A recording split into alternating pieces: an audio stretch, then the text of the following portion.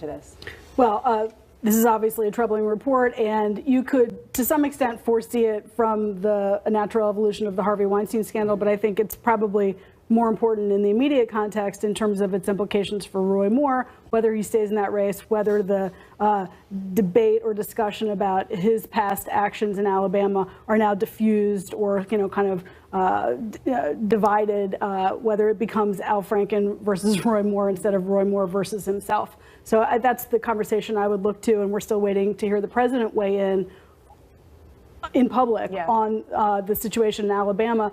The nature of the allegations is certainly different, both in terms of volume and in terms of specifics, the age of the person, the nature of the accusations, and the fact that the person who's being accused in one case has suggested he doesn't know these people or that their reports are false. In the other case, naming the person by name and apologizing, immediately, at least for the fact that they were uncomfortable. So I think they're different, but politically, you can see how this all becomes one thing now. And this is not somebody who Al Franken kind of met once and did a skit with once. He traveled with her on this USO tour back when he was a private citizen, to the point where he discussed it and her in a speech a few years ago on the Senate floor. Let's listen. Okay, we're going to have it in a second.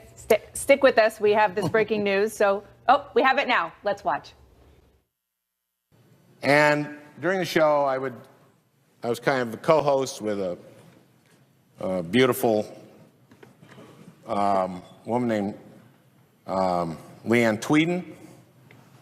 And we do comedy routines, and we'd introduce the music, we'd introduce the cheerleaders. I'd go out and do a monologue. And this is something I would do. I'd done for a number of years.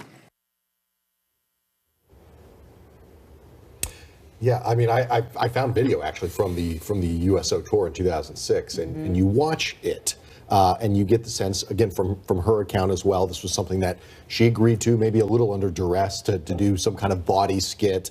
You can understand the bodiness. You've got young men, overseas. It's got a comedian.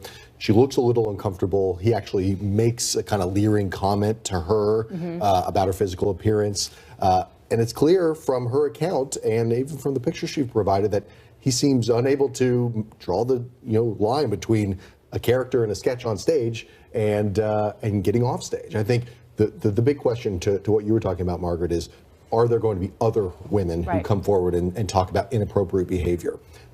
We're in this weird moment here where we're sort of drawing dividing lines between inappropriate sexual behavior toward minors from 30 years ago and toward people of age, but it's still gross behavior. I think there's a lot more people are talking about sexual harassment being a huge problem on Capitol Hill. I don't think this is the end of it. It's certainly the beginning. And guys, Senator Franken is one of many politicians on both sides of the aisle who came out and condemned Harvey Weinstein's his actions and his behavior. On his Facebook page, he put a statement up on October 10th when he said, "As we hear more and more about Mr. Weinstein, it's important to remember that while his behavior was appalling, it's far too common." That's why I think it's shocking, his statement here. Like MJ was saying before, this is not a full-throated apology. Franken's in this sort of overlay here. We now see that this is a part of the culture in Hollywood, which he was a part of.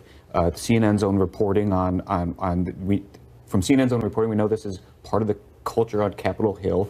Franken is at the center of both of these, and he comes out with the statements today with a half apology, saying that's not quite the way he remembers it. Well, the point is that that's the way she remembers it, and I think he's going to have a lot of trouble getting away with trying to parse this in a way that the way she remembers it is different, or the way it wasn't intended. That's beside the point. I do think Margaret's point earlier is true, that I think this helps the Roy Moore. I think this gives credence to those accusations. Now this is not just an attack on a Republican candidate. There's bipartisan accusations about a sitting senator and a potential senator, and shows that this is not a partisan issue. Right.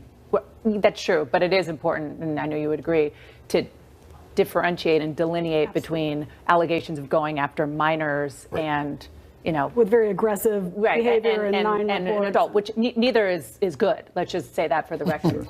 Carl, you and I have walked the halls of Congress together for many, many years. I'm guessing that what the guys say to me off the record is different from what they say to you off the record. I don't know why you would think that. I don't know. Meaning, what do you think? Do you think that there's more coming? Yeah, I think 100%. That I think for Al Franken, his big problem is there more coming on him specifically? I mean, we all looked at each other when we watched that speech when he said, I was with a beautiful woman, right? And he said that afterwards. That jumps out at you.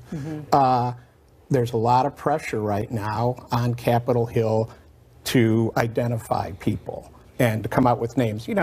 Listen, there's been rumors, there's been lots of stuff that's gone on. There's been a reluctance to bring forward names because these are people you have to work with too. They're elected. You need to make some arrangement with them. So we'll see whose names are beginning to be named. I also want to say about Mitch McConnell with the ethics request. This is a classic Mitch McConnell move. He wants everyone to share the pain here. He's got Roy Moore out there. It's like, well, here's Al Franken, who is not popular among Republican members of the Senate, for sure. You don't say. And and it's interesting, Senator McConnell was the chairman during the Packwood ethics investigation. I was just going to say that. He's consistent. Right. Mitch McConnell is consistent. But he used a lot of these tactics during that investigation, was slowing it down, doing some other things. And one of the main things he did to avoid having public hearings was threatening Democrats and telling them, if you want to go forward with public hearings, we're going to have,